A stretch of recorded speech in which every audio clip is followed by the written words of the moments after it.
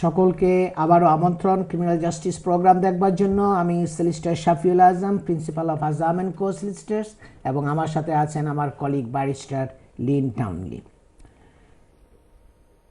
You may be charged with drug offenses, knife crime, sexual offenses, murder, fraud, money laundering, extradition, assault charges.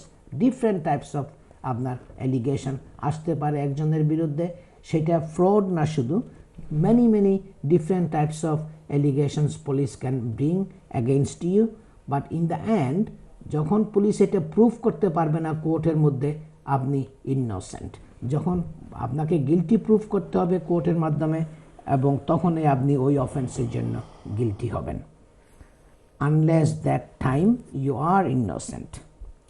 It is therefore important you take a specialist's advice from the outset. এই জন্য যে কোনো চার্জে যদি আপনাকে face করতে হয়, trial face করতে হয়, আপনাকে স্পেশালিস্ট সলিসিটর এনগেজ করতে হবে, ক্রিমিনাল ডিফেন্স সলিসিটর, যারা ইনস্ট্রাকশন দিবে স্পেশালিস্ট ক্রিমিনাল ল ব্যারিস্টারকে। মর্টগেজ ফ্রড, এটা একটা টাইপ অফ ফ্রড। অনেকে কিন্তু এগুলো ফেস করতেছে এবং এটার কনসিকুয়েন্স কিন্তু severe, very serious consequence. You may lose your house, you may lose your things, you may be in the prison, is a quite serious আপনার fraud. Property investors and professionals such as surveyors, mortgage brokers, financial advisors, accountants and solicitors can be targeted in criminal proceedings. এই mortgage ফ্রডের জন্য শুধু যে একজন individual না, এখানে আপনার অন্যান্য ব্যক্তিরাও কিন্তু আপনার ফেস করতে পারে ইনভেস্টিগেশন, প্রসিকিউশন। সেটা সার্ভেয়ার হতে পারে, সেটা মর্টগেজ ব্রোকার হতে পারে, ফাইন্যান্সিয়াল অ্যাডভাইজার হতে পারে, অ্যাকাউন্ট্যান্ট হতে পারে। So many other people also can be targeted. Many of these people will never have been targeted or charged with a criminal offense before, and it is vital to preserve their good name. অনেক এই প্রফেশনালরা কিন্তু অনেক সময় আগে তারা criminal চার্জের মধ্যে পড়ে নাই, তারা ক্রিমিনাল প্রসিকিউশন ফেস করতে হয় নাই। So it is important to preserve their good name. Mortgage fraud can cover a number of offenses such as giving false details as to income, liabilities and the value of the property to encourage a lender to lend money. Mortgage fraud কিন্তু বিভিন্নভাবে mortgage fraud হতে পারে। কেউ যদি মনে করেন lander মানে bank অথবা বিল্ডিং সোসাইটিকে ফলস ইনকাম প্রডিউস করে, ফলস অ্যাকাউন্টস, যেটা তার ইনকামের চাইতে বেশি একটা ইনফ্লেটেড ইনকাম যদি প্রডিউস করে এবং হায়ার পে স্লিপ যদি প্রডিউস করে ল্যান্ডারকে, to persuade the lender to lend money. So that can be mortgage fraud. It is different to most fraud because here the only thing obtained is a debt. এটা কিন্তু একটু different টাইপের fraud. এখানে কিন্তু আপনার gain যেটা হয়েছে এই ফ্রডের মাধ্যমে সেটা হচ্ছে আপনি একটা লোন নিয়েছেন, একটা ঋণ, বা যেটাকে আমাদেরকে মানে ঋণ বলা হয়, যেটা লোন, ডেট যেটা আপনি নিয়েছেন, একটা লোন নিয়েছেন। There are significant advantages in doing this, and that is why it is recognized as a criminal offense. কিন্তু এই লোন নেওয়ার পিছনে সিগনিফিক্যান্ট অ্যাডভান্টেজ আছে। মিথ্যা ইনফরমেশন দিয়ে, ফলস পে স্লিপ দিয়ে লোন নেওয়া, ঘর কিনা হ্যাজ এ সিগনিফিক্যান্ট অ্যাডভান্টেজ, অনেক বড় অ্যাডভান্টেজ আছে, যার জন্য এগুলোকে ক্রিমিনাল অফেন্সের আওতায় আনা হয়েছে। The offense can be committed in a number of ways. বিভিন্নভাবে মর্টগেজ ফ্রড হতে পারে।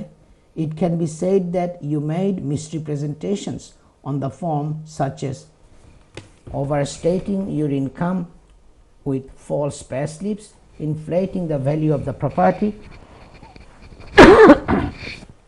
or where the whole identity of the applicant is false. যে আপনি হয়তো আপনার অ্যাপ্লিকেশনের মধ্যে ফলস ইনফরমেশন দিয়েছেন আপনি ওভারস্টেট করেছেন আপনার ইনকামকে, overstating the income and the pay slip inflating the pay slips, they're showing the higher income, and then property where the whole identity যে পারসন যার নামে লোন নেওয়া হবে তার আইডেন্টিটি পর্যন্ত আপনার যেখানে ফলস আইডেন্টিটি প্রডিউস করা হয়েছে। It is also an offense making an application for a mortgage on the basis that it is for owner occupation when you intend to rent it out, যে আপনি যদি নিজের ঘর যদি কিনে কিন্তু সেটা আপনি কোনো সময় থাকেন না, but if you are renting it out, just fully completely renting the property, just buying the house for the residential purposes, then that can be a offense also. কারণ আপনার মর্টগেজের জন্য বিভিন্ন ধরনের অ্যাপ্লিকেশন আছে। আপনি যদি রেন্টিংয়ের জন্য মর্টগেজ নিতে হয় তখন বাই টু লেট মর্টগেজ নিতে হবে। সুতরাং আপনি যদি পুরা ঘর যদি আপনি রেন্ট আউট করার জন্য মানে রেসিডেন্সিয়াল মর্টগেজ নেন, এটাও কিন্তু একটা offence. More professional mortgage frauds often relate to registration fraud. This is where the land registry details are changed so that the property appears to be registered on to an identity used by someone to commit mortgage fraud. এটাকে registration fraud বলা হয়, যে land রেজিস্ট্রির যে record আছে ওখানে আপনার আরেকজনের নামে রেজিস্ট্রেশন করা। This enables someone to take out mortgages on that property. যা তখন এটা আরেকজনের পক্ষে সম্ভব হয় মর্টগেজ নেওয়াটা, এটাকে রেজিস্ট্রেশন ফ্রড বলা হয়। The mortgage frauds often relates to the registration fraud. The offense can be committed by failing to disclose information such as the existence of an illness which might affect your liability to pay the mortgage. You may have a very serious long-term illness, এটা কিন্তু আপনাকে disclose করতে হবে। এই জন্য সবসময় নিয়ম হইল কি, যে মর্টগেজ অ্যাপ্লিকেশন যে ফর্মগুলো আছে এগুলো আপনি নিজে বসে পড়ে প্রত্যেকটা প্রশ্নের উত্তর যেন সঠিক উত্তর দেওয়া হয় ব্যাংকের কাছে, বিল্ডিং সোসাইটির কাছে, ইট ইজ ইম্পর্ট্যান্ট। আপনি শুধু মর্টগেজ ব্রোকারের উপরে বা মর্টগেজ অ্যাডভাইজারের উপরে আপনার রিলাই করলে হবে না। ইন দ্য এন্ড লাইবিলিটিটা আসবে আপনার উপরে, সুতরাং আপনাকেই ওই অ্যাপ্লিকেশন সাইন করতে হবে। সুতরাং এটা আপনি সব প্রশ্নগুলো পরে সঠিক উত্তর দেওয়ার চেষ্টা করবেন যাতে এই মর্টগেজ ফ্রডের ট্র্যাপের মধ্যে যেন না পড়তে হয়।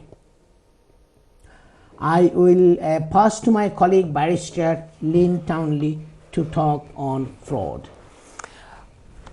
Well, we're speaking about different kinds of fraud, but what I detailed earlier was the need, really, why there is a need for a specialist solicitor from the very start, because there are other things that can be done when someone is being investigated for fraud in relation to freezing of the assets, and I detailed restraint orders in the last segment.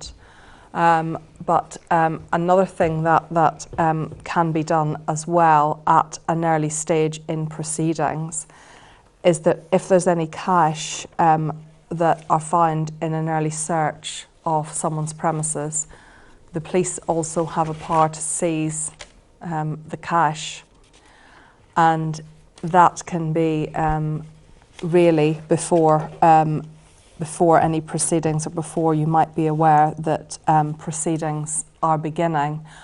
All that needs to be shown there is that what that particular cash represents is property that's been obtained through unlawful conduct, or it's intended to be used for unlawful conduct. So it's quite a wide test. It's not just cash. So if we're thinking of cash, we're thinking of coins, notes, what we say is money, the currency that we spend, government cash, and it doesn't have to be cash just off the United Kingdom. It can be other currency from other jurisdictions as well. There are other listed assets which can be seized.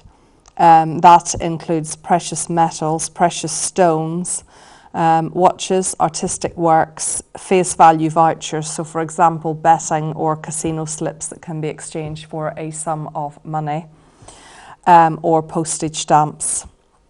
So it's quite a wide range, and the seizure can take place if someone's coming in, for example, through a port or an airport.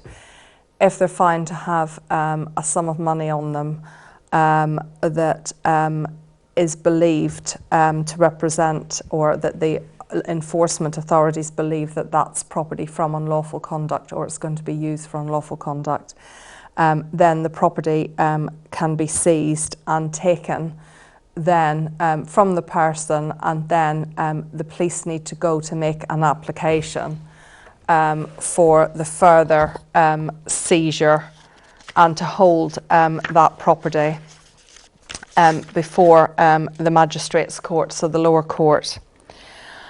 But the police can keep the property only for up to 48 hours, provided that there are still reasonable grounds for suspicion that it either represents unlawful property or is going to be used for unlawful conduct.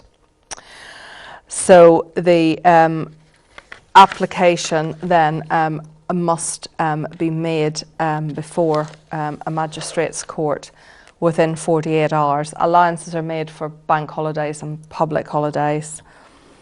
So after the 48 hours, then you can extend the detention for a further 6 months, and you can make further extensions for up to 2 years before the final order is made. And you need to fulfil, or the authorities need to fulfil certain legal grounds in order then to be able to forfeit that money. But for a period of potentially up to 2 years, provided that they can show that there's a reasonable suspicion in relation to the money being either the proceeds of unlawful conduct are going to be used for unlawful conduct, then that money can be kept, and obviously the individual is deprived of the money or the particular listed assets potentially for a period of up to 2 years prior to any final determination being made on that. So this is why it's imperative that in the early stages correct and appropriate legal advice is taken from a firm that actually has a specialism around these kind of areas of law, so fraud, money laundering and forfeiture proceedings.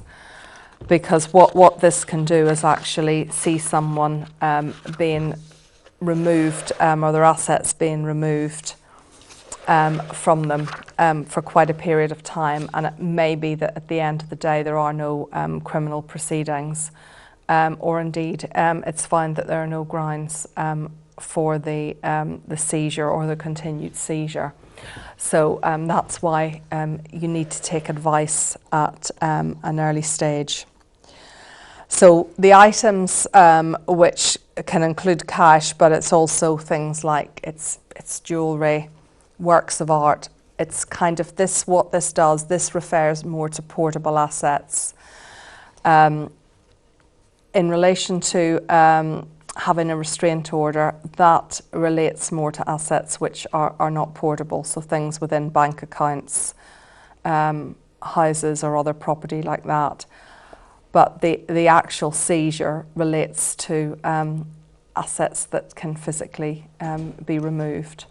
So it's different from the restraint order, but it works again in a very similar way in that it's something that can be done, as it were, up front by the police, in some cases long before there's any criminal proceedings even going to be in the offing. So it's for that reason that you need to speak to a specialist law firm, because if it's found that there were no reasonable grounds, then applications can be made to return the assets in question. Yep. Thank you, Nick. দর্শক আপনারা শুনছিলেন barrister Lin টাউনলির কাছে। সে ফ্রডের উপরে অনেক বছরের experienced, দীর্ঘ প্রায় about 25 years experienced barrister.